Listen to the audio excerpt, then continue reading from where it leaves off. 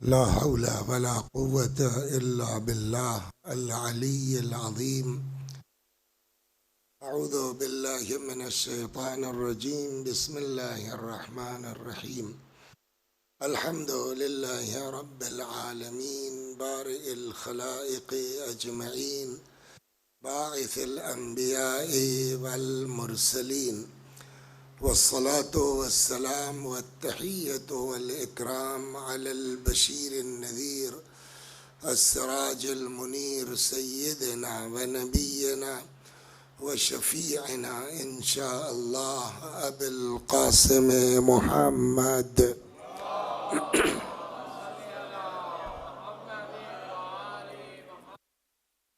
अल्लाहुम्मा सल्लि अलैहि व अला अहले बैतिहि मज़ाहिर जलालिक व जमालिक वल्लअनु अला अअदाइहिम अजमईन। अम्मा बअदु फ़क़द क़ाल रसूलुल्लाहि सल्लल्लाहु अलैहि व आलिहि वसल्लम इन्नी तारिकुन फ़ीकुम अस-सकलैन किताबल्लाहि व इतरती अहल बैती मा इन तमस्सकतुम बिहिमा लन तज़िल्लू बअदी।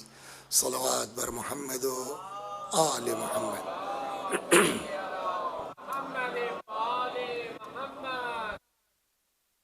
ये हदीस मुबारक जिसकी तिलावत की गई है पैगम्बर अकरम सल्लल्लाहु अलैहि व आलिहि वसल्लम की मशहूर और मारूफ हदीस है। और इस मजमे में शायद ही कोई ऐसा हो जिसको ये हदीस याद न हो। ये भी एक बहुत बड़ा करम है मजालिस इमाम हुसैन का कि न जाने कितनी आयतें और हदीसें हमारे बच्चों को इन मजालिस के तुफैल में याद हो जाती हैं। उन्हीं मशहूर रिवायतों में ये रिवायत है कि हज़रत ने फरमाया, मैं तुम्हारे दरमियान दो वज़नी चीज़ें छोड़ के जा रहा हूँ, दो गिरा कद्र चीज़ें छोड़ के जा रहा हूँ। एक अल्लाह की किताब, दूसरे मेरी इतरत जो मेरे अहले बैत हैं। मा इन तमस्सकतुम बिहिमा लन तज़िल्लू बअदी, जब तक इन दोनों से वाबस्ता रहोगे। इस जुमले पर पहले दिन से ताकीद हो रही है कि मेरे बाद हरगिज गुमराह नहीं होगा। तो गुमराही के लिए शर्त क्या है? कुरान से भी वाबस्तगी भी हो और अहले बैत से भी वाबस्तगी हो। और वजह यह है कि अगर कुरान छोड़ दोगे तो अहले बैत समझ में नहीं आएंगे, अहले बैत को छोड़ दोगे तो कुरान समझ में नहीं आएगा। आज की जो चीज है इसमें जो सबसे बड़ा एतराज है सलवात पर मोहम्मद व आले मोहम्मद। देखिए, इसीलिए कुरान का होना जरूरी है। इसलिए कि अगर कुरान हमारे सामने नहीं होगा तो हम मसाइल को समझना हमारे लिए मुश्किल हो जाएगा। आज की शब विलादत है हमारे और आपके इमाम मोहम्मद तकी अलैहिस्सलाम, नवे इमाम, जिनके अलकाब में मशहूर तरीन लक़ब जवाद भी है। खूब, इमाम अलैहिस्सलाम की विलादत कब हुई? सन 195 हिजरी। इमाम रिज़ा अलैहिस्सलातु वस्सलाम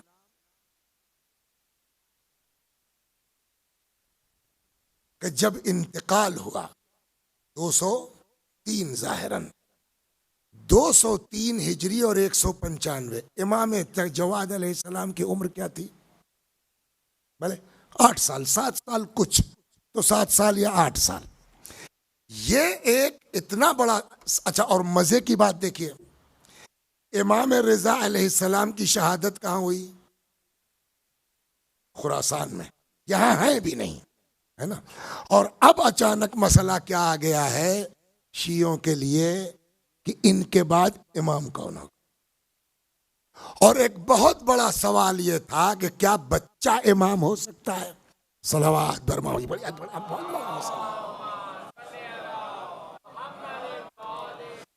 और सही मानों में अगर देखा जाए तो वाकई इमाम मोहम्मद तकी अलैहिस्सलाम के सामने बड़े मसाइल थे इस मुख्तसर सी उम्र में।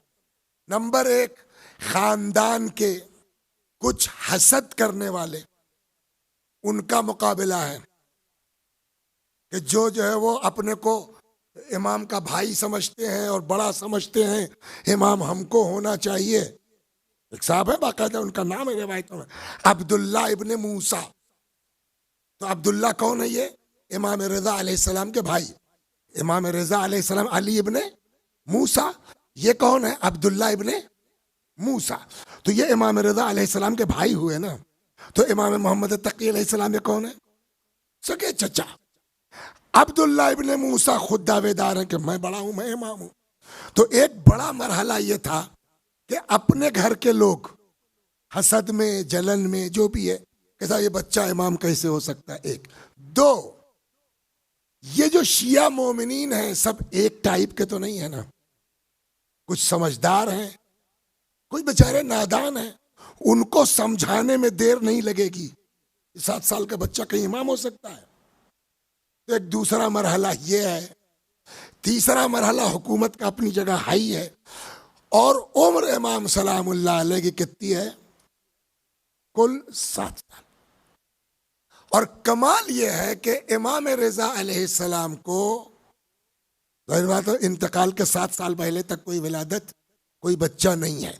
ये एक और भी शुरू हो गया था, आपके बाद कौन होगा, आपके बाद कौन होगा, आपके बाद कौन होगा, ये सवालात चले आ रहे।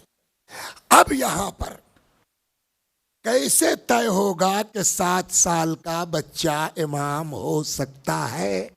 कैसे समझाइएगा आप? अब समझ में आएगी।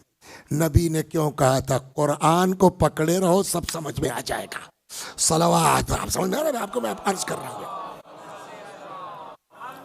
इसीलिए है इन्नी तारिकुन फीकुम मुस्तक़लैन, इसलिए कि जिस तरह के भाई 7 साल के इमाम की उम्र है, ये बड़े बड़े लोग हैं, ये जो चाहे पब्लिक को समझा सकते हैं ना। अलबत्ता अल्लाह का इंतजाम है। इमाम ने अपनी जिंदगी में बताया लोगों को, समझाया लोगों को। और एक बुजुर्ग, ये सुन लीजिए आप, अल्लाह इंतजाम करता है। ये तो थे अब्दुल्ला इब्ने मूसा जो सगे चचा थे, इनके चचा यानी इमाम रज़ा अलैहिस्सलाम के चचा, अब्दुल्ला इब्ने मूसा के चचा यानी इमाम कासिम अलैहिस्सलाम के भाई। नाम क्या है उनका? अली इब्ने जाफर। इमाम जाफर सादिक अलैहिस्सलाम के बेटे अली, इमाम रज़ा अलैहिस्सलाम के, इमाम कासिम अलैहिस्सलाम के भाई, इमाम रज़ा अलैहिस्सलाम के चचा। इमाम तकी अलैहिस्सलाम के अब क्या होंगे? वो दादा। 80 से ऊपर उम्र है इनकी। अली इब्ने जाफर फकीह हैं, इमाम के भाई, इमाम के बेटे, इमाम के चचा। 80 से ज्यादा की उम्र है इनकी। लेकिन इधर जो है वो, और बाकायदा मस्जिद नबवी में अली इब्ने जाफर, अब दादा हुए ना इमाम रज़ा अलैहिस्सलाम के चचा, इनका बाकायदा दर्स होता था अली इब्ने जाफर का। इमाम की उम्र 7 साल, 8 साल। अक्सर यह हुआ इमाम आ गए, इमाम जवाद अलैहिस्सलाम, अली इब्ने जाफर जो रिश्ते में दादा हैं, उम्र में नियर अबाउट जो है वो 80 के ऊपर है, 90 के आसपास बीच में कुछ है।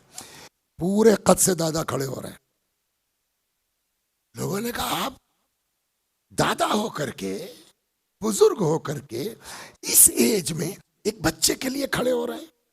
ये दाढ़ी आप देखिए, अपनी बुजुर्गी देखिए। तो वो कहते थे कि तो मैं क्या कर सकता हूं, जब अल्लाह ने इस दाढ़ी को इमामत के काबिल नहीं समझा है। सलावत बर मोहम्मद अली के इंतजाम करता है। और उसके बाद रिवायात कहती है कि अली इब्ने जाफर उस वक्त तक खड़े रहते थे जब तक इमाम जवाद अलैहिस्सलाम मस्जिद में होते थे। लोग कहते थे बैठिए, तशरीफ रखिए। उनका मैं कैसे बैठ सकता हूं जबकि इमाम वक्त खड़ा हो। तो ये इंतजाम अल्लाह का है। लेकिन इन सादा लोगों के लिए, अच्छा एक बात बता सकते हैं कि कितने इमामों को बचपने में इमामत मिली है? इब्तिदा तो यहीं से हुई। सबसे पहले इमाम की उम्र ही कुल तकरीबन 25 साल थी। 220 में इंतकाल, 195 में विलादत हुई है, 220 में इंतकाल हो गया है। 203 से लेके 220 तक इमामत का सिलसिला रहा। कुल उम्र ही 25 साल की हुई है। इमामत कब मिली है? 7+ में। इसके बाद इमाम अली नकी अलैहिस्सलाम, उनकी उम्र भी इसी के आसपास थी, 2 हो गए। उसके बाद बोलिए 5 साल। जिस वक्त जो है वो इमाम हसन अस्करी सलामुल्लाह अलैह की शहादत हुई है, हमारे इमाम की उम्र कितनी थी? 5 साल। तो बचपने में कितने इमामों को इमामत मिली? बोलिए 3। इमाम मोहम्मद तकी अलैहिस्सलाम, इमाम अली नकी अलैहिस्सलाम और हमारे मौजूदा इमाम। तो कितने हो गए? कितनों को मिली बचपने में इमामत? 3। अब समझे पैगंबर ने क्यों कहा था माँ इन तमस्तक तुम बेमा, जब तक दोनों से वाबस्ता रहोगे। अब कुरान पढ़िए, कुरान में नबूवत कितनों को बचपने में मिली? सलवात। ये कमाल है कुरान मजीद का।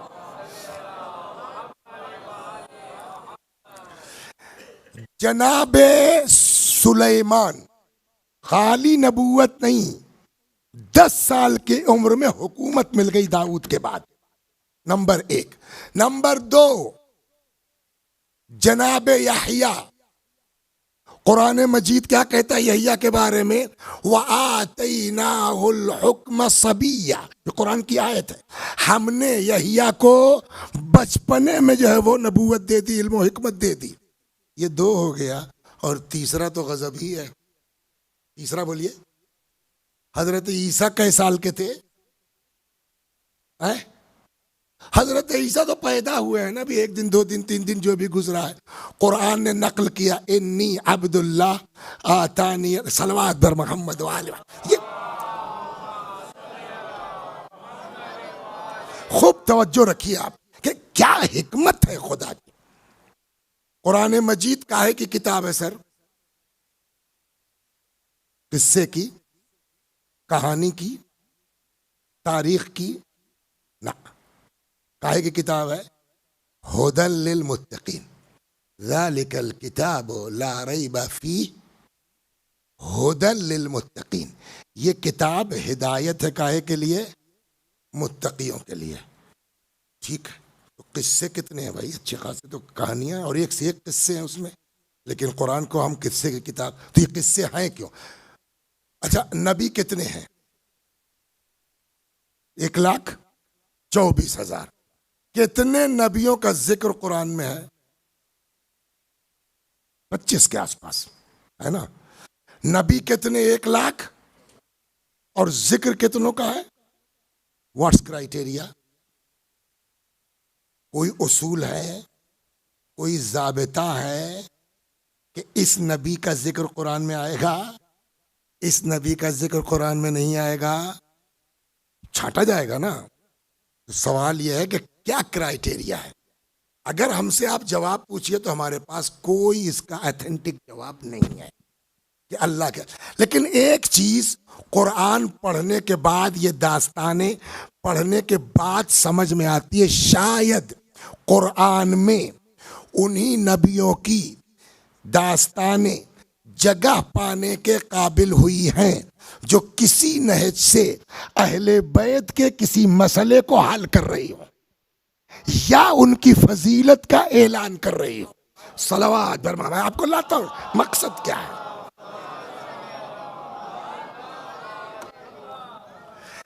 जनाब यूसुफ, उनको तो खैर कुरान कहता है जब वो बड़े हो गए, फलम्मा बलगा अशुद्धहु आतैनाहु हुक्मन व इल्मा। लेकिन बहरहाल जनाब यूसुफ बेचारे बचपने से झेला उन्होंने। क्या हुआ उनके साथ? जेल गए। क्यों गए जेल? जनाब यूसुफ जेल क्यों गए? तोहमत की, गलत थी ना, जेल चले गए। अच्छा खासा दिन जेल में रहे। तोहमत किसने लगाया? जुलेखा ने। समझ गए आप? और कुरान ने पूरा नक्शा पेश किया है कि मुतालिबे गुनाह हुआ। यूसुफ ने कहा कि ये नहीं हो सकता। जिब्रील ने कहा भागो। यूसुफ अलैहिस्सलाम भागे। आगे आगे यूसुफ हैं, पीछे पीछे जुलेखा दौड़ रही है, और आखिर में जब देखा कि साहब ये निकल जाएंगे तो पीछे से हाथ मार दिया, वो आ गया कपड़ा, आगे बढ़ के फट गया। देखिए अल्लाह क्या करता है। इतने में कुरान कहता हुआ अल्फया सय्यिदहा लदल बाब, जैसे ही दरवाजा खुला सामने जो है वो अजीज़े में से जुलेखा का शौहर। ये क्या हो रहा भाई? अब क्या बताएं। कब्ल इसके कि जनाब यूसुफ अपनी सफाई देते, जुलेखा कहने लगी मा जज़ाउ मन अरादा बिअहलिका सूअन इल्ला अन युस्जना औ अज़ाबुन अलीम। क्या सजा हो सकती है उस शख्स की जो तेरी बीवी के साथ गलत इरादा करे, सिवाय इसके कि उसको जेल में डाल दिया जाए या सख्त अजाब किया जाए। अब यूसुफ अलैहिस्सलाम हक्का बक्का, और उल्टा चोर कोतवाल को डांट रहा है।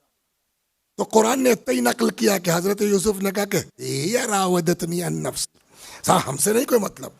फिर वो गवाही की बात, मैं उसको नहीं जाना है, गवाही की बात आई, गवाही गुजर गई, जनाब यूसुफ अलैहिस्सलाम की तहारत का, पाकी का ऐलान हो गया, सब कुछ हो गया।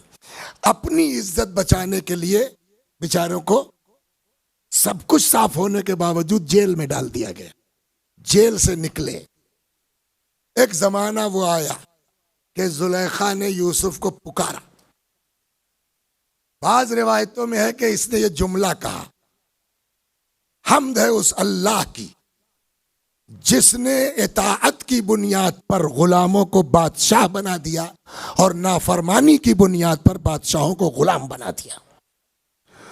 बहरहाल जनाब यूसुफ ने कौन सामने आई, वो सब कुछ हुआ, उस तफसील में नहीं जाएंगे तो वक्त तो थोड़ा।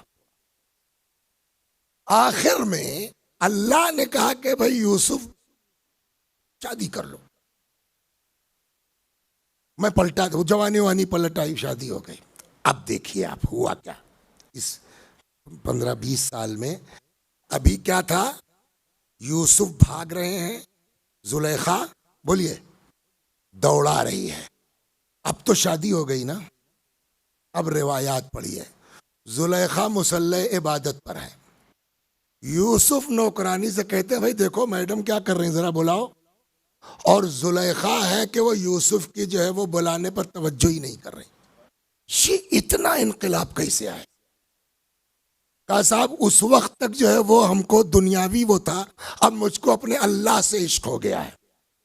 ये हुआ ना, तो ये जो है वो उस हवस से निकाल के इस इश्क इलाही तक जुलेखा को पहुंचाया किसने? हजरते। लेकिन यूसुफ अलैहिस्सलाम को उस मंजिल तक पहुंचाने में जुलेखा को टाइम कितना लगा? बरसों लगा? नहीं लगा। सवाल यह है कि अगर कुरान मजीद में यह किस्सा न होता तो दिक्कत क्या थी? बहुत से नबी आए गुजरे ना, 1.25 लाख के करीब, सबकी दास्तान है। ये किस्सा क्यों खास करके? का जब ये किस्सा पढ़ोगे तो नबी के कैरेक्टर को समझोगे, उनकी अजमत का अंदाजा होगा कि एक हवसरान खातून को उस गड्ढे से निकाल के अल्लाह की इबादत तक लाए यूसुफ। ये अपनी अजमत तो है, लेकिन जब ये पढ़ लोगे तब इमामों की अहमियत का अंदाजा होगा कि यूसुफ अलैहिस्सलाम का बड़ा कमाल था, मगर उस कमाल की मंजिल पर जुलेखा को पहुंचाने के लिए बरसों लग गए। और इधर जब पढ़ोगे बगदाद का कैद खाना है, इमाम कासिम अलैहिस्सलाम के सामने फाहिशा औरत लाई गई है, अभी आई अभी सजदे में। सलावत कुरान पढ़िए ना। तो मैं समझता हूं कि शायद वही दास्तानें जगह पाने के काबिल हुई हैं कुरान मजीद में, जो किसी नहज से बोलिए अहले बैत की अजमत को जाहिर कर रहे हो या उनका कोई मैटर्स हल कर रहे हो। क्या नाम है आपका बेटा?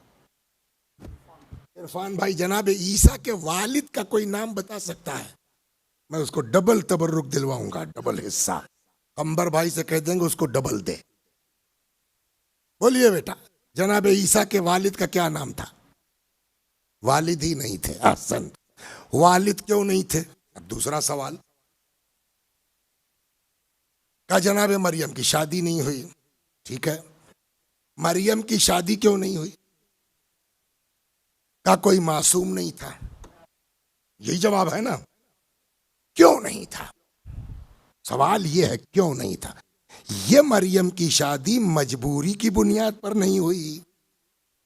अगर आप ये कहते हैं तो आपकी तौहीद पर शक होने लगेगा कि वो खुदा जो कादिर मुतलक है, वो अल्लाह जो फातिमा के लिए अली खल्क कर सकता है, वो मरियम के लिए एक मासूम खल्क नहीं कर सकता था। तो इसका मतलब आप मजबूरी नहीं कह सकते। फिर क्या है? ये मसलहत इलाही है।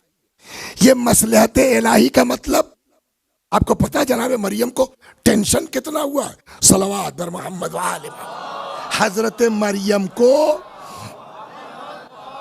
पता है आपको टेंशन कितना हुआ है? जब ये सिलसिला शुरू, अब बहुत तफसील में नहीं जाऊंगा, तो कुरान कहता है कि हजरत मरियम कहने लगी या लैतनी मित्तु क़ब्ल हाज़ा व कुन्तु नस्यम मनसिया। काश मैं मर गई होती। एक ऐसी लड़की जिसकी शादी न हुई हो और वो गांव से गायब है, कुछ दिन के बाद आ रही गोद में बच्चे, कोई भी कुछ बोल सकता है ना, तो ये टेंशन तो होगा ना। कुरान कहता है कि मरियम को इस कदर टेंशन हुआ कि कहने लगी या लैतनी मित्तु क़ब्ल हाज़ा, काश मैं मर गई होती, लोग मुझको भूल भाल गए होते। जवाब कुदरत क्या है? लड़का हम दे रहे हैं, आपको टेंशन क्यों? जो दे रहा है वो हल करेगा। अब अल्लाह फरमाता है मरियम टेंशन मत लो, तुम बच्चा लो जाओ। अगर कोई कुछ कहता है तो तुम्हारा काम यह है कि तुम बोलना मत, बखाली इतना बोलना है, इन्नी नजर तो ले रहमान सौमा। जो अरबी पढ़ रहा हूं कुरान है, इन्नी नजर तो ले रहमान सौमन फलन उकल्लिम अल यौम इंसिया। आज मैंने चुप का रोजा रख लिया है, मुझको बोलना ही नहीं है, बकिया लड़का ठीक करेगा। कुछ समझ में आया कुरान क्या सिखा रहा है? रुक जाइए, अलग से बात कह दें। इसका मतलब कुरान ने एक सबक सिखाया, बड़े से बड़ा इल्जाम लग जाए, खुदा पे भरोसा करके चुप हो जाओ, वो खुद हल कर देता है। थोड़ा बर्दाश्त तो करो। सलवात बर मोहम्मद व आल। और अभी जो है वो मैं अगर इधर घूमता हूं तो मौजू से खारिज हो जाऊंगा, वरना इधर से बड़ी अच्छी लाइन एक जा रही थी कि ये खाली मरियम की बात नहीं है, और भी तारीख में बड़े बड़े इल्जामात लोगों पर लगे हैं, लेकिन उन्होंने अल्लाह पे भरोसा करके वो खामोश रहे। अल्लाह ने मरने से पहले सारा मामला हल किया है। इंशाल्लाह किसी दिन याद दिलाइएगा नीचे से, ऐसे ही बोले कि सुनाऊंगा एक दो किस्से इस पर। सलवात पर मोहम्मद व आले। आज नहीं हुआ वही जैसा मरियम सोच रही थी, आई जैसे ही शुरू हो गया हंगामा। तो एक अच्छा, अब ऐसा मामला है, आपको लाख जो है वो मोहब्बत हो, लाख लगाव हो, लाख आप मोमिन, लेकिन मैटर ऐसा है कि इसमें बोले क्या कोई? तो जो अपने थे वो भी चुप, और जो मुखालिफ थे पहले से जनाब जकरिया वगैरह के, उनको तो चांस मिल गया। तो उसमें एक आया, कहने लगा या उख्त हारून। हारून सिंबॉलिक वर्ड है। जनाब मरियम का कोई भाई हारून नहीं था। हारून बइनवान सिंबल बोला जाता था, अलामती। अगर कोई इंसान बड़ा मोमिन मुकद्दस है तो उसको कहते थे हारून का भाई, और अगर कोई लेडी बड़ी मोमिना होती थी तो उसको कहते थे जस्ट लाइक हारून की बहन। तो अब इन सबों ने कहा या उख्ता। अब इसमें देखिए लहजे के ऊपर माना बदलेंगे, या तो वाकई अभी भी मुकद्दस समझ रहे हैं या उख्ता हारून, हे मुकद्दस बीबी, या तंज कर रहे हैं ये भी हो, या उख्ता हारून मा कान अबूक इम्रा सौइन व मा कानत उम्मुक बगिया। हे मुकद्दस बीबी, ये क्या है?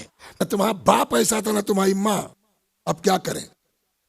कुरान कहता फ़अशारत इलैह। सीरियल तो देखा होगा ना यूसुफ का, इशारा किया जिसमें जना मरियम का। तो पहले तो समझे नहीं, तब तक एक कहता ये क्या मतलब, इससे बात करें, अच्छा बोलना मना है। तो एक कहता है कि कैफा नुकल्लिमु मन कान फिल महद सबिया, हम कैसे बात करें उससे जो अभी गहवारे में है, पंजाबी में क्या कहते हैं, पंगूड़े में है, हम कैसे बात करें उससे जो अभी, जैसे इन लोगों ने कहा हम कैसे बात करें। एक बात कहें रुक के, इनको कहना क्या चाहिए था कि बच्चा क्या बोलेगा जब अभी गहवारे में है, ये कह भाई क्या बोलेगा, आप यही कहेंगे ना, ये क्या बोलेगा। उन लोगों ने ये नहीं कहा ये क्या बोलेगा, हम कैसे बात करें। इसका मतलब उनको भी इतना अंदाजा था कि अगर अल्लाह चाहे तो बच्चा बोल सकता है। सलावत बर मोहम्मद, धीरे धीरे आ रहा हूं। कैफ नुकल्लिमु मन कान फिल महदे सबिया, हम कैसे बात करें कि जो अभी गहवारे में है बच्चा। अभी वो लोग ये कह ही रहे थे तब तक ईसा अलैहिस्सलाम बोल पड़े, इन्नी अब्दुल्ला, मैं अल्लाह का बंदा हूं, आतानियल किताब, मुझे किताब दी गई है, वह जअलनी नबिया, और मुझे नबी बनाया गया है। 3 दिन की उम्र है ज़ाहिरन, ज़्यादा से ज़्यादा। इससे 2 चीज़ें, ये इतना ज़्यादा अल्लाह मियाँ, मरियम ने मौत की दुआ कर ली, इतना सब टेंशन हुआ, ठीक है आपने सॉल्व कर दिया, लेकिन इतने दिन तो टेंशन रहा ना।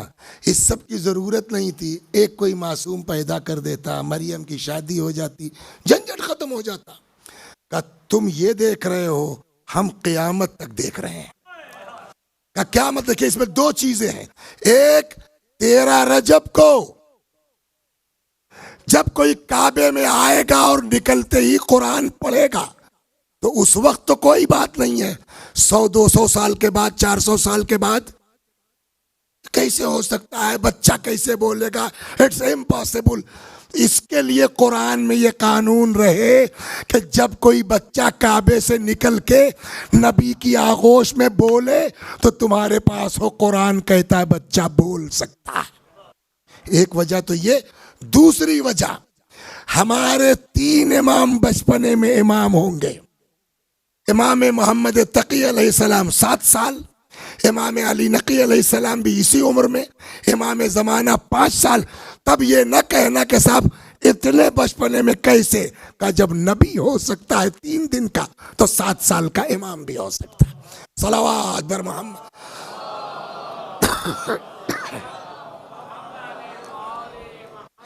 अब तवज्जो फरमाई आपने कि पैगंबर ने क्यों कहा भैया कुरान मत छोड़ना, कुरान छोड़ के आओगे फंस जाओगे। लिहाजा इन्नी तारिकुन फीकुम मुस्तक़लैन, मैं तुम्हारे दरमियान 2 चीजें छोड़ के जा रहा हूं, एक अल्लाह की किताब, दूसरे मेरी इतरत जो मेरे अहले बैत है। मा इन तमस्सक्तुम, जब तक इनसे वाबस्ता रहोगे, लन तज़िल्लू बादी, हरगिज मेरे बाद गुमराह नहीं होगे। और एक तरफ मैंने कहा ना कितनी जो है गड़बड़ थी वहां इमाम, एक खानदान के लोग, दूसरे कुछ कम जानकार जो शिया हैं बेचारे, उनको खाली इतना ही समझाना, अरे साहब नाबालिग आदमी इमाम कैसे हो जाएगा, और फिर हुकूमत का, इन सारी चीजों का मुकाबला 7 साल की उम्र में इमाम को करना है। और कैसे अपनी इमामत को मनवाया है। सलवात बर मोहम्मद वाले।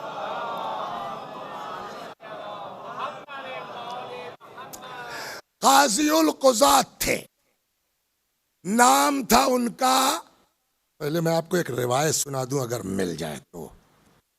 चुनांचे इमाम रिज़ा अलैहिस्सलाम, अच्छा हाँ एक बात और बताइए, इमाम रिज़ा अलैहिस्सलाम में कितने बेटे थे? आपका क्या नाम है? आगे पीछे, आगे। जाफरी मीन्स इमाम जाफर सादिक अलैहिस्सलाम, यानी जो इमाम की नस्ल से है वो अपने को लगाता है। तो इमाम रिज़ा अलैहिस्सलाम के तो कोई दूसरा बेटा था ही नहीं, बस इमाम मोहम्मद तकी अलैहिस्सलाम। तो रिजवी कहाँ से आ गए? जो है वो तकवी तो है ना, ये रिजवी कहाँ से? और ये सब कहते हैं कि इमाम के सिर्फ एक बेटा। ये इमाम मोहम्मद तकी अलैहिस्सलाम का हुक्म था कि चूंकि मेरे कोई और भाई नहीं है, कि जो अपने को मेरे बाप की तरफ मंसूब करें, इसलिए मेरी औलाद को चाहिए कि अपने आप को मेरे बाप की तरफ, लिहाजा एक हिस्सा इमाम तकी अलैहिस्सलाम का अपने आप को जो रिजवी लिखता है, तो ये जितने रिजवी हैं, रिजवी भी है और तकवी भी है। सल्लल्लाहु बर मोहम्मद।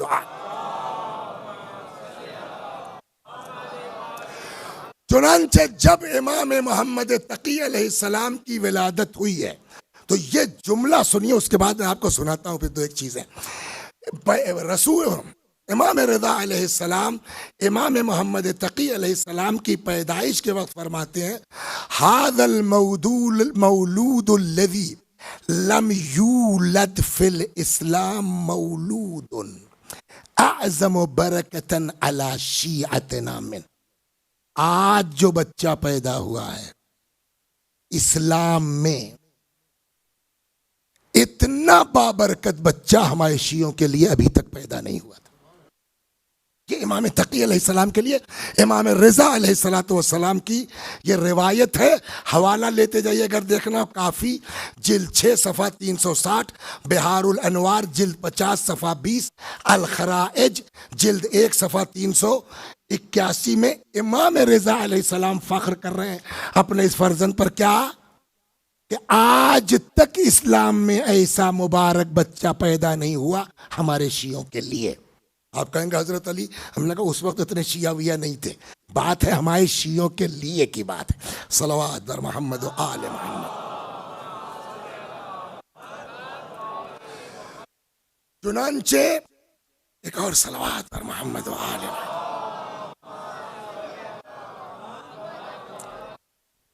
एक साहब हैं जिनका नाम है मोहम्मद इब्न सहल, कुम के रहने वाले हैं, इसलिए इनको कहा जाता है मोहम्मद इब्न सहल कुमी। ये कहते हैं कि एक दिन मैं आया इमाम की बारगाह, बहुत से लोग थे, मेरे दिल में ये बात थी। देखिए एक चीज जो है हमारे यहाँ तसव्वुर बरकत का नया नहीं है, और बरकत का तसव्वुर भी हमारे यहाँ कुरान से है। हाँ, इसको ज़हन में रखिए आप। जनाब याकूब नाबीना हो गए, अंधे हुए ना। यूसुफ अलैहिस्सलाम अजीज मिस्र हो गए। जब पता चला भाई लोग मिले कि अब्बा का क्या हाल है, का वो नाबीना हो गए। कुरान में इज़हबू बिक़मीसी हाज़ा, मेरे ये कमीस लेके जाओ, बाबा के आँख पे रख देना, यअति बसीरा। फलम्मा अन जा अल बशीर, और फिर वो लेके आए। तो इसका मतलब क्या हुआ कि नबी से मुत्तसिल कोई चीज जो है वो बरकत वाली है। हत्ता बेटे की कमीज बाप के लिए शिफा का। और इस सलवात बर मोहम्मद घूम जाती, सुन लीजिए।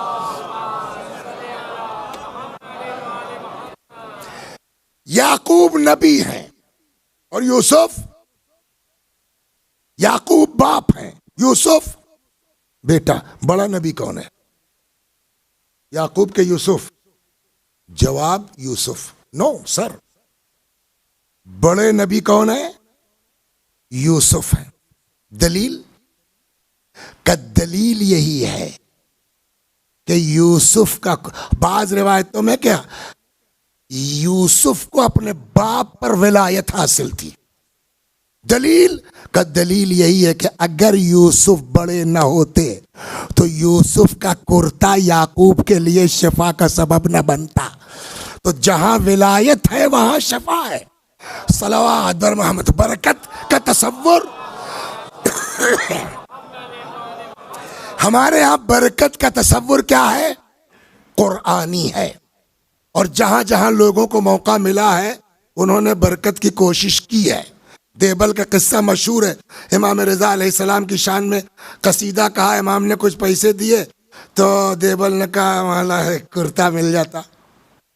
वो लेके आए, कुम वालों को पता चला, उन्होंने कहा यार इतना टुकड़ा दे दो, क्या पैसे लोगे? खूब। तो बरकत यहां भी वही केस है, लेकिन इमाम की उम्र देखिए, इल्म देखिए। सलवात बर मोहम्मद। तो नाम है इनका मोहम्मद इब्ने सहल कुमी। कहने लगे मैं गया इमाम के पास, कुछ लोग अपना आ रहे हैं, कोई अपना सवाल कर रहा है, कोई अपना सवाल। मेरे दिमाग में आया यार ये इमाम तो है, अगर इनका कोई कुर्ता मिल जाता तो मेरे लिए बरकत कर। लेकिन अब सबके सामने भीड़ है, सब अपनी अपनी बात कर, वहां खड़े होकर साहब कुर्ता दे दीजिए, तो मैं कह नहीं पाया। और उसके बाद थोड़ी देर अपना रहने वहने के बाद फिर चले आए मुसाफिर खाने। वहां से हमारा सफर था अपना वापसी का। अभी साहब हम मुसाफिर खाने पहुंचे हैं, अपने जानवर वानवर ऊंट वूट से ट्वेट कर रहे हैं, तब तक एक आदमी जो है वो पुकारता हुआ, या मोहम्मद इब्ने सहल, मोहम्मद इब्ने सहल कौन साहब है भाई? मैंने कहा जी कहिए। कहिए लीजिए, इमाम ने अपना पैरान भेजा। सल्लल्लाहु बर मोहम्मद आले मोहम्मद, समझा? वैसे ही जो है वो एक साहब थे, काजी। काजी क्या थे? चीफ काजी, चीफ जस्टिस, काजी उल कुज़ात नाम था उनका, यहया इब्ने अक्सम। तो बहुत ऊंची चीज थे ये बेचारे जो है वो। मामून ने जो है वो बाकायदा वो किया, इसलिए कि हंगामा चल रहा था उनके यहाँ भी, इसलिए कि मामून ने जो इमाम तकी अलैहिस्सलाम से अपनी बेटी की उम्मुल फजल की शादी की, तो उससे खुद बनी अब्बास भी खुश नहीं थे कि साहब इनसे कर दिया, अब गई खिलाफत यहाँ से, सब अलवियों पलट जाएगी। तो वो मामला चल रहा था। मामून को चाहिए था कि अब बनी अब्बास पर इनका इल्म फजल जाहिर करना है अपनी मजबूरी के तहत। तो उसने प्लान किया। यहया इब्ने अक्सम जो आलमुल उलमा कहिए, उस जमाने के एतबार से आलम, वो आ गए। और इमाम बहरहाल बच्चे, 8 साल 9 साल की उम्र। पूछिए। अब यहया इब्ने अक्सम ने पूछा कि साहब ये बताइए, अगर कोई हालत एहराम में शिकार कर ले तो उसका क्या कफ़ारा है? इमाम ने कहा सवाल तो पूरा ही नहीं है, इसमें 11 शिक़े हैं। सल्लल्लाहु अलैहि मोहम्मद वाले सुनिए। नंबर 1, ये जो उसने एहराम बांध रखा है, शिकार किया है, ये हरम के दायरे में है या हरम से बाहर? नंबर 1। नंबर 2, मसले से वाकिफ था या वाकिफ नहीं था? तो अलग अलग हो जाएगा ना। 3, जानबूझ के शिकार किया या धोखे से हो गया? 4, जो मुहरिम है जिसने शिकार किया वो आजाद है कि गुलाम है? इसलिए फर्क हो जाएगा। 5, बच्चा था कि बड़ा था? 6, पहली बार शिकार किया है?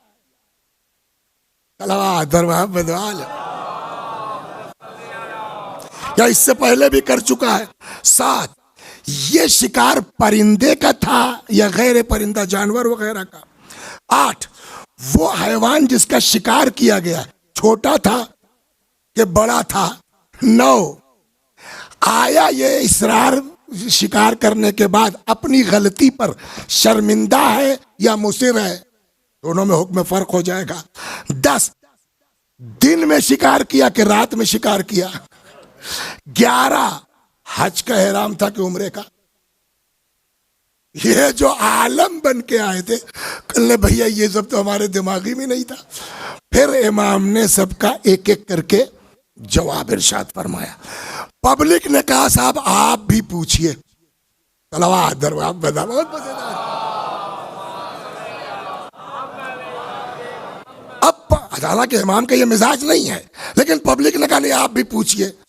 तो इमाम ने कहा अच्छा भाई बताओ, काजी उल कुज़ात है, आपसे आलम है कि सुबह सुबह एक औरत पर नजर पड़ी, निगाह हराम, थोड़ी देर के बाद अब उस पर निगाह जायज, फिर जोहर के वक्त हराम, असर के वक्त फिर जायज, फिर मगरिब के वक्त जो है वो हराम, फिर इशा के वक्त जायज।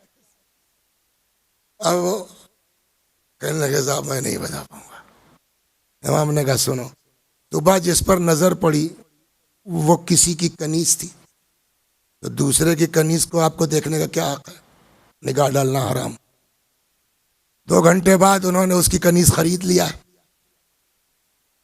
तो इनके लिए हलाल हो गई, वो जायज हो गई। फिर इन्होंने साहब 1 घंटे के बाद उस कनीज को आजाद कर दिया, वो आम लेडी हो गई, तो फिर उस पर निगाह डालना हराम। ऐसा मगरिब का आते आते उन्होंने निकाह कर लिया, फिर हलाल हो गई। फिर उसके बाद ईशा का वक्त आते आते मसलन तिलाक दे दिया, जिहार कर लिया। जिहार जानते हैं क्या है? जिहार हमारे यहाँ एक मसला है कि आदमी अपनी बीवी की कमर को अपनी माँ की कमर से तशबीह दे दे, कह दे अगर ज़हरो का ज़हर उम्मी, तुम्हारी कमर तो हमारी अम्मा की तरह है, आपके यहाँ हुक्म है, फिर वो बीवी हराम है आपके लिए, उसका फिर कफारा दिया जाएगा। निकाह कर लिया, उसके बाद जिहार हो गया, फिर उन्होंने साहब ईशा के बाद उसका कफारा दे दिया, फिर हलाल हो गई, फिर तलाक दे दिया, फिर निकाह हराम हो गई, फिर सुबह होते होते रुजू कर लिया। ये ऐसा हुआ तब तक चीख के मामून कहता अहसन अहसन सलवात बर मोहम्मद व आले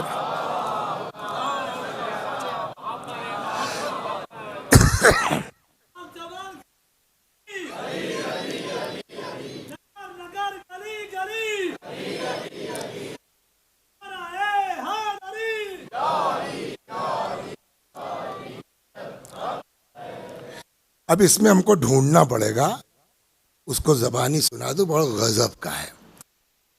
रावी कहता है कि मैं बगदाद में ज़ाहिरन मुझको खबर मिली कि एक आदमी को जेल में डाला गया है जो नबूवत का दावा करता है। जेल में वो नबूवत का दावा करता। तो मैंने कहा यार इस जमाने में कौन सरफिरा निकल आया जो अपने को नबी होने का दावा करता है। तो मैं गया मिलने, तो बात से लगा कि यार बहुत समझदार आदमी है, पढ़ा लिखा आदमी है, शाम का रहने वाला है, ऐसा कोई बेवकूफ तो लग नहीं रहा है कि पागल वागल हो नबूवत का दावा कर दे। तो हमने कहा यार किस्सा क्या है? तो उसने कहा किस्सा यह है कि मैं रहने वाला हूँ शाम का, और शाम में जहाँ इमाम हुसैन अलैहिस्सलाम का सर मुक़द्दस रखा गया था, मैं वहाँ बैठ के इबादत करता था। एक दिन अचानक एक बंदा खुदा आया, कहने लगा चलो। मैं चल पड़ा, एक मस्जिद में आया, कहा पढ़ लो 2 रकत नमाज। मैंने नमाज पढ़ी। कहा जानते हो जगह कौन? मैंने कहा जी हाँ, मस्जिद कूफा है। कहाँ थे? शाम। फिर वहां से आए और हम मदीने पहुंचे और फिर मक्के गए और तवाफ किया और फिर ला के मैं अपनी जगह भी देखा, वहीं बैठा हूं। दूसरे साल फिर जो है वो वैसे ही हुआ।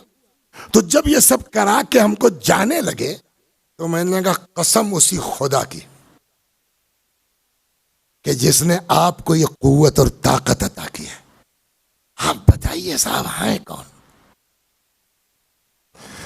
तो जब कसम दे दी तो उन्होंने कहा कि मैं मोहम्मद इब्ने अली अल जवाद। ये बात कहीं से लीक हो गई, यहां तक आ गई। तो कहा भाई ये तो बात फैलेगी तो बात गड़बड़ है, लिहाजा इस पर एक इल्जाम लगा के कि नबूवत का दावा किया, भेज दिया गया बगदाद, और बगदाद में बेचारे को अरेस्ट कर दिया गया। ये रावी जो मिला इनसे जाके, कहने लगा उसकी हालत देख के मुझे यार इतना मोमिन आदमी बेचारा बिला वजह जेल में पड़ा रहे। तो मैंने जो है उस वक्त का जो खलीफा था, मुतवक्किल का ज़माना किसका था जो है वो, मैंने उसको ख़त लिखा कि भाई इस तरह से है, धोखा हुआ, ये कतअन दावा नहीं करता नबूवत वबूवत का, इसके साथ ये वाक़या हुआ है। उसको लोगों ने पलट दिया है।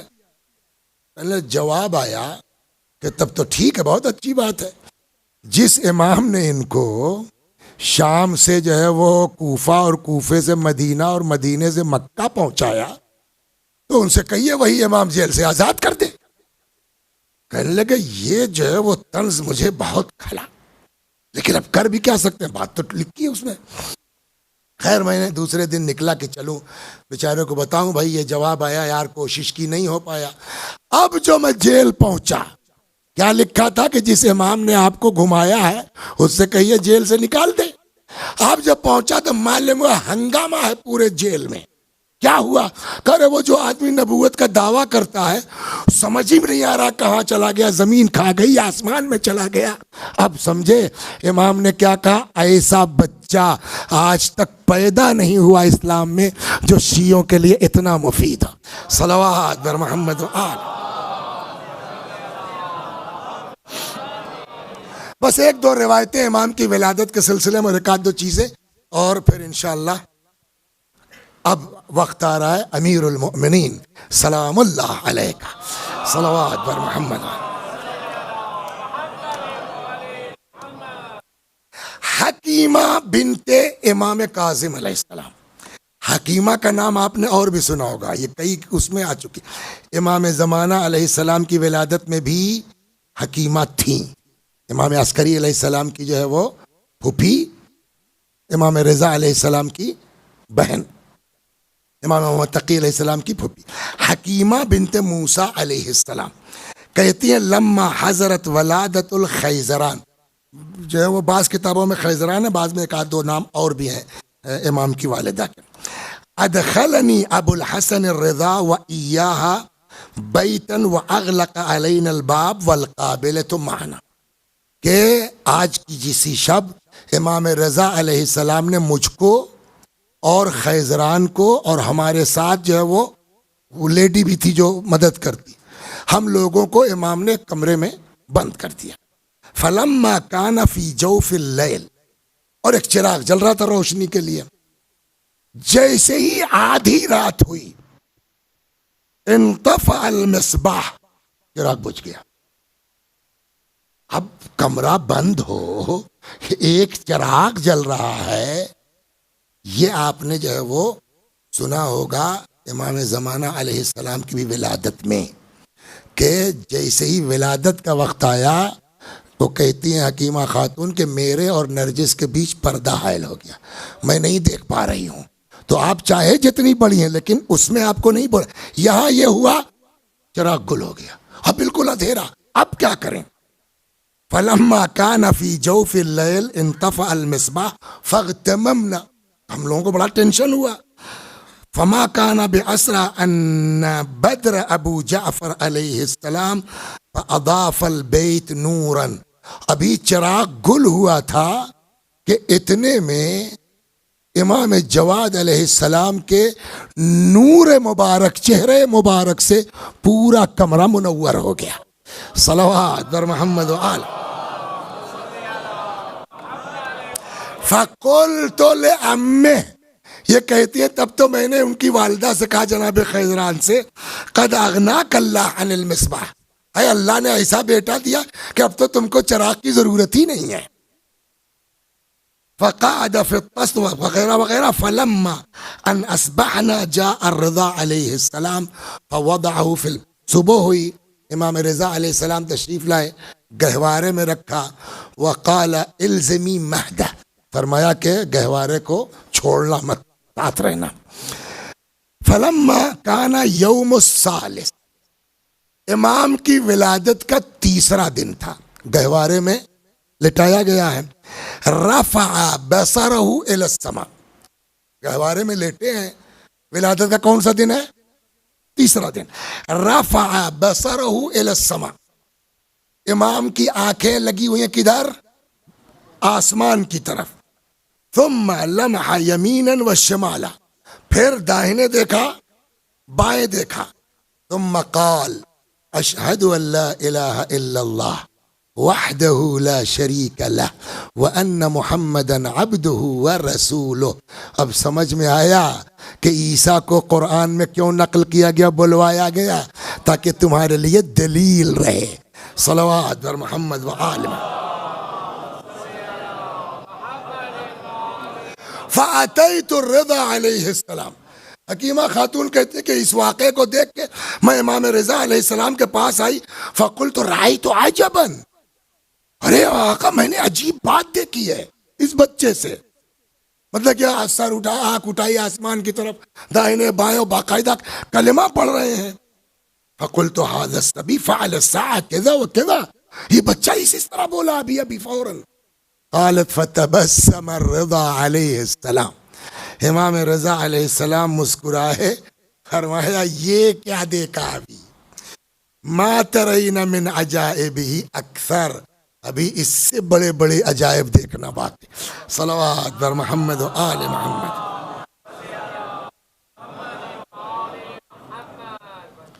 एक और सलवात बर मोहम्मद व आले।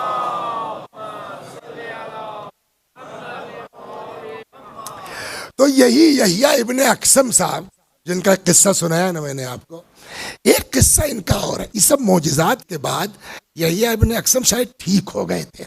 सलवात फरमा, सुनिए आप।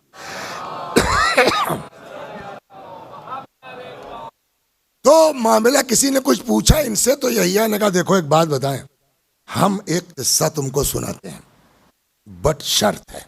का क्या? कि जब तक जिंदा है किसी से, हाँ मैं मर जाऊं ठीक है जो चाहो करो। कहते हैं कि उखबिर का बेशर्ती अन तक्तुम अलैया मा दुम्तु हय्या, मैं तुमको बता रहा हूं बट शर्त क्या, जब तक मैं जिंदा हूं छुपा के रखो। सुम्मा शानुक बिही इज़ा मित, और जब मैं मर जाऊं तुम्हारी मर्जी। कहते हैं कि फबैना अना ज़ात यौमिन बिल मदीना फदखलतुल मस्जिद अतूफ बिक़ब्र रसूलिल्लाह सल्लल्लाहु अलैहि वआलैहि, का एक दिन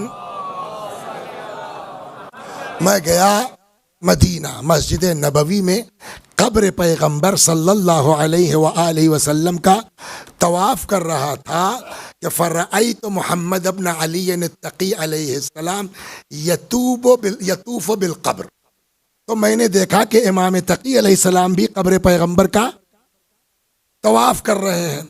फनाज़रतुहु फी मसाइल इंदी फअखरजहा इलै, फिर मैंने कुछ उनसे सवालात किए।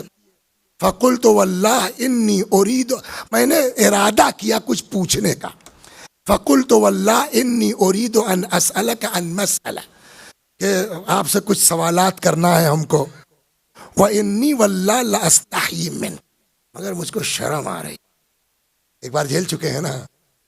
तो फ़क़ाल अली इन्नी उख़बिरुका बिहा क़ब्ल अन तुख़बिरनी व तसअलनी अन्हा, मत पूछो तुम, हम बता दें क्या पूछना चाहते हो, हम बता दें तुम्हारा सवाल क्या है। फ़कुल तो हो वल्लाह हादा, मजा तो तभी है। फ़कुल तो वकान फी यदिही असा व तसअलनी अन्हा तुरीद अन तसअलनी अनिल इमाम, का बताएं तुम क्या पूछना चाह रहे थे। कहा हाँ मौला बताइए। का तुम जानना चाह रहे थे कि इस वक्त इमाम कौन, मोजिज़े से। फ़कुल तो हुआ वल्लाह हाज़ा, बिल्कुल बिल्कुल यही पूछना था मौला, यही पूछना था कि इस वक्त इमाम कौन है, मतलब आपके पास। फ़क़ाल अना हुआ, वो इमाम मैं हूं। कुल तो अलामा, हमने कहा कैसे मान लें आप इमाम हैं, अलामत क्या है इमाम की। वक्काना फी यदिही असा, इमाम के हाथ में एक असा था। फनतक़त, असा बोल पड़ा। वक़ालत इन्न मौलाय इमाम हाज़ा ज़मान, ये मेरे मौला इस जमाने के इमाम है। वह हुवा हुज्जतुल्लाह, और यही हुज्जत सलवात पर मोहम्मद व आले मोहम्मद।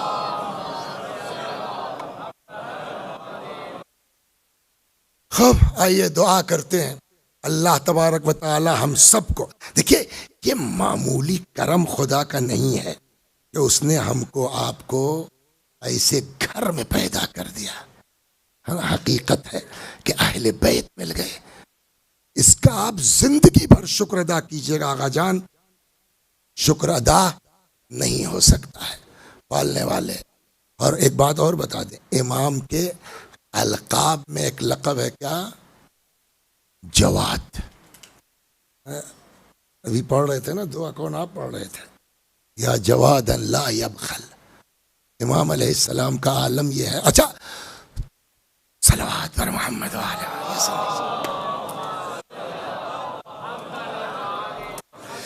तो इमाम रज़ा, ये 1-2 मिनट सुन लीजिए, इमाम रज़ा अलैहिस्सलाम तो चले गए खुरासान, इमाम मोहम्मद तकी अलैहिस्सलाम मदीने में।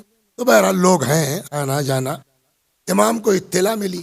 तो रिवायत से ऐसा लगता है, इसमें खूब तवज्जो कर लीजिए, रिवायत से ऐसा लगता है कि इमाम का जो मकान था उसके 2 दरवाजे थे, एक बड़ा और एक कोई साइड में छोटा दरवाजा था।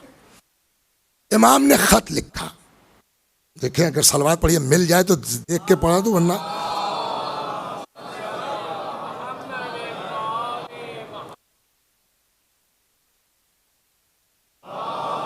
छोड़िए, तब वक्त भी नहीं है, ज़बानी कर ले। तो इमाम को पता चला कि नौकर गुलाम वगैरह जो हैं वो इनको छोटे दरवाजे से ले जाते हैं। अब उनकी भी शायद गलती ना हो, हिफाजत की गरज से लोगों की ज़्यादा वो ना हो। इमाम रज़ा अलैहिस्सलाम ने ख़त लिखा, रावी कहता मैंने आके पढ़ के सुनाया।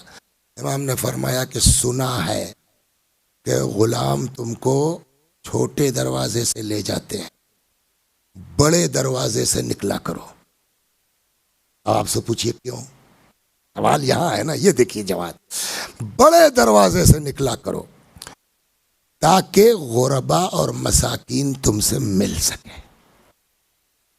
अहले बैत का मिजाज है। हाँ, और जब घर से निकलो तो अपने पास सोना चांदी सिक्के रखे रहा करो, किसी को जो है वो वापस नहीं होना चाहिए। अभी आपको सुनाया मैंने, कौन थे? चचा थे ना, अब्दुल्ला इब्ने मूसा। पूरा हंगामा उन्होंने किया, उसके बावजूद इमाम का क्या है? और सुनो, अपने चचाओं को 50 दिरहम से कम कभी मत देना, और अपनी फूफियों को 25 दिरहम से बोलिए कम कभी मत देना।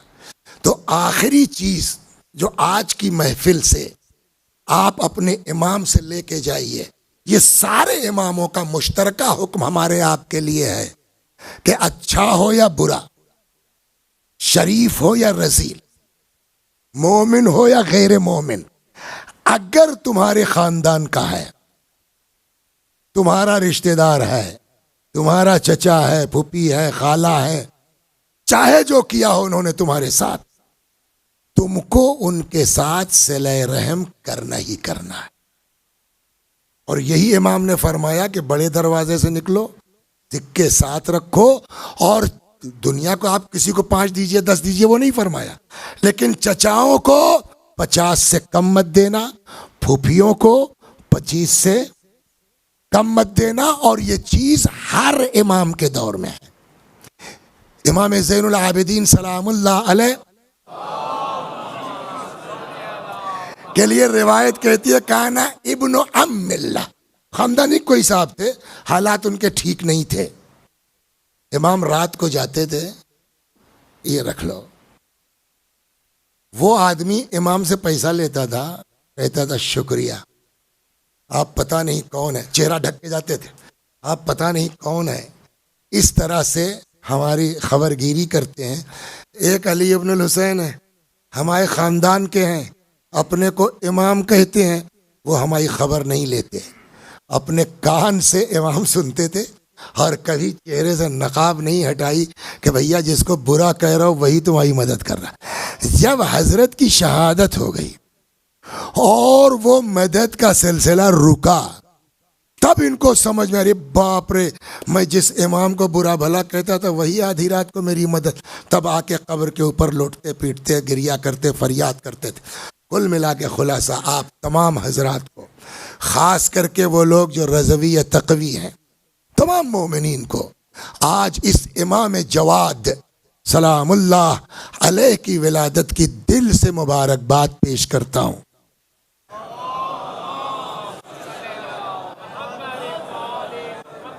समझे आप? मांगिए इनसे, या जवाद अल इम्मा कहिए। एक आदमी आया, कहने लगा मौला मेरे अब्बा मर गए और 1000 दीनार करीब था उनके पास, अब वो पता नहीं कहाँ रख के चले गए। लेकिन इसको कानून मत समझिए कि आप वो कीजिएगा तो आपके अब्बा आ जाएंगे, वो इमाम के हुक्म की बुनियाद पर है। तो वो आया, कहना मौला क्या करें, वो पैसा फंस गया मेरा जो है। इमाम ने कहा जाओ 100 मरतबा सलवात पढ़ना, तुम्हारा बाप ख्वाब में आएगा, वो बताएगा कहाँ है। इन्होंने जाके 100 मरतबा सलवात पढ़ी, सोए, बाप को देखा, कहा चलो बताएं कहाँ है। ले गए, निकलवाया, और को सुनो, जाके इमाम जवाद अलैहिस्सलाम को बता देना कि हमने हुक्म पर अमल कर दिया है, इसलिए कि इमाम ने मुझको हुक्म दिया था कि अपने बेटे का पैसा बताओ। तो जवादुल अइम्मा, खुदा आज की शब बड़ी अजीम शब है, बड़ी बरकत वाली शब है। परवरदिगारा, यह मामूली करम नहीं है तेरा कि तूने ऐसे घर में पैदा कर दिया कि अहले बैत मिल गए। खुदा जब तूने इतना करम कर दिया है तो ये भी करम कर दे, जब तक जिंदा है इन्हीं के दर से वाबस्ता रख। इस दुनिया से जाए तो अली अली करते जाए, हुसैन हुसैन करते जाए। या जो भी मकरूज है, या अल्लाह बेहक जवादुल अइम्मा, खुदा सबको कर्जों से सुबुकदोश फरमा। जो अपने रिस्को रोजी के लिए परेशान है, या अल्लाह बेहक इमाम जवाद रिस्को रोजी इनायत फरमा। कोई बेचारा अपने बच्चों की तालीम के लिए, या अल्लाह सबको उनके बच्चों को उनके लिए लायक बना। व आखिर दावाना अनिल हम्दुलिल्लाह रब्बिल आलमीन।